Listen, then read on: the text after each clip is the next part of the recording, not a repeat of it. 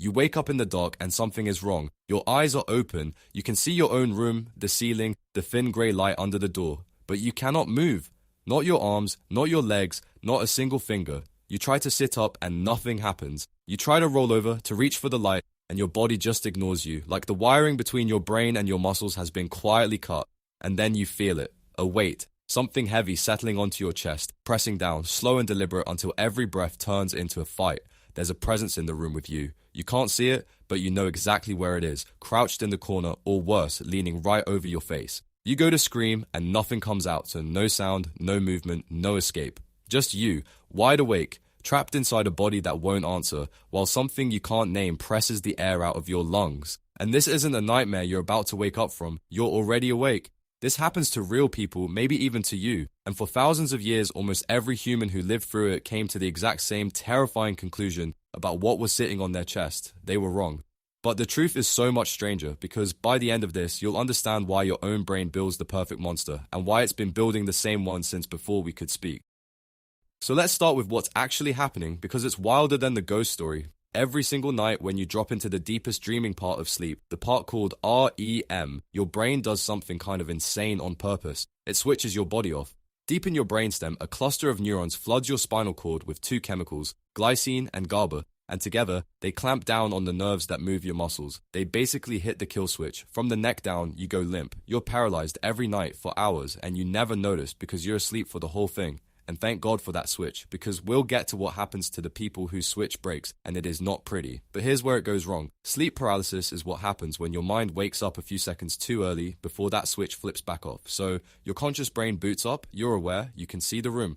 But the message that's supposed to release your muscles hasn't arrived yet. Your body is still in full lockdown. You're stuck in this strange in-between state, half in REM, half awake, running both at once. It can grab you on the way down into sleep or on the way back out of it. And it's not some rare curse that only happens to cursed people. Somewhere around 1 in 12, maybe 1 in 13 people will get this at least once. So if it's happened to you, you're in massive company. But none of that explains the worst part, the thing on your chest. But knowing why you're frozen doesn't explain the thing climbing on top of you. So why does a glitched muscle switch turn into a monster on your chest? It's two things happening at once. Let's start with the weight. Remember, during REM, your muscles are switched off, including the ones between your ribs that help you breathe. So while you're in REM, your breathing goes shallow, handled by your diaphragm ticking over on its own. Normally that's completely fine, you're asleep. But wake up inside that state, suddenly aware and trying to drag in a proper deep breath, and you can't. Your chest won't expand the way you're telling it to. But this is the part that matters. You are not actually suffocating. Your diaphragm is still working, so you're in no real danger. But your wide-awake brain feels that resistance, that struggle to breathe, and it reads it as something pressing down on you. A weight, a body, something heavy on your chest. Now add the second ingredient. The part of your brain that scans the dark for danger is switched on and cranked all the way up. But there's nothing there to find. So, and this is the leading theory, researchers think your brain refuses to accept nothing. It's wired to expect a threat, so it manufactures one. It takes the fear, the crushing weight, the paralysis, and it stitches them together into a presence. These hallucinations tend to fall into a few patterns. The intruder, a sensed someone in the room. The incubus, that crushing weight on the chest. And the floating, flying, leaving your body feeling. You might get one, or you might get the full set. Your brain basically writes a ghost story to explain a feeling it can't make sense of. Which brings up the obvious question. If this paralysis is so terrifying, why do we even have it? Why would your body run a kill switch that can trap you awake in the dark with a fake monster? And the answer is that none of this is an accident. Your body shuts you down on purpose every single night. The switch isn't the bug, it's the entire point. During REM, you're dreaming vividly, and a dream is basically your brain running a wild simulation, firing off the same signals it would if you were really running, fighting, falling, throwing a punch. So if your body wasn't paralyzed through all of that, you'd act out every dream for real. In the dark, near a fire, near other people, near the edge of a cliff.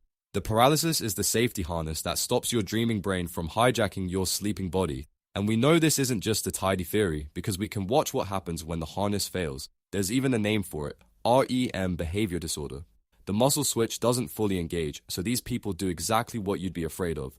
They punch, they kick, they leap out of bed, acting their dreams out for real, sometimes hurting themselves or whoever's lying next to them. That's the world without the off switch. So the paralysis isn't a curse, it's a feature that's kept sleeping creatures safe for a very long time. Sleep paralysis is just that ancient safety system caught in a brief misfire, leaving the lights on in your head for a few seconds while the rest of you stays locked down. The terror isn't the system working, it's the system glitching for a moment. Now here's the part that genuinely gives me chills, and it's not the science, it's what humans did with it. Because this exact experience, the waking paralysis, the crushing weight, the presence in the dark, doesn't just happen to you, it's happened to people all over the world for as long as there have been people.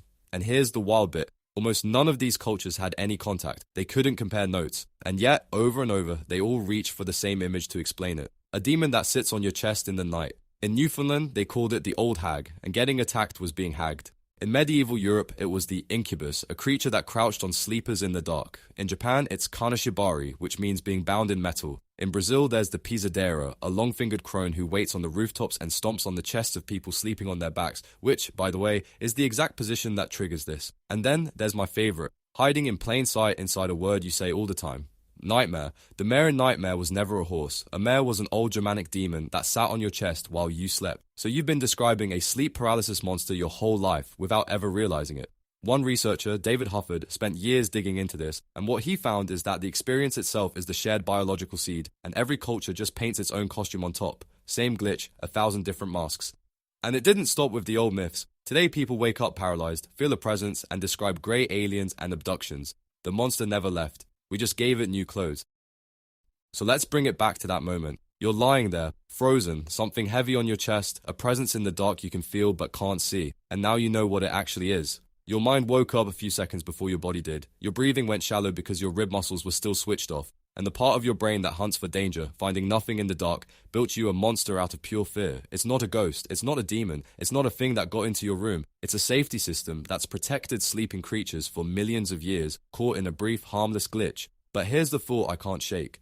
The thing on your chest is older than language, older than every religion, every myth, every word we ever built to describe it. Long before anyone could carve out demon, or incubus, or mare, there were people lying awake in the dark, frozen, feeling that weight, terrified of that presence. They're all just different faces drawn onto one ancient feeling that every human being shares. So if it ever happens to you, and there's a real chance it will, try to hold on to this. You're not haunted, you're not broken, there is nothing in the room. You're just running a piece of very old code, the same code your ancestors ran, lying in the same dark, feeling the same weight thousands of years before you were born. It passes in a minute, your body switches back on, and the demon that's haunted our whole species since the beginning quietly lets go of your chest and disappears, exactly like it always has. Sleep tight.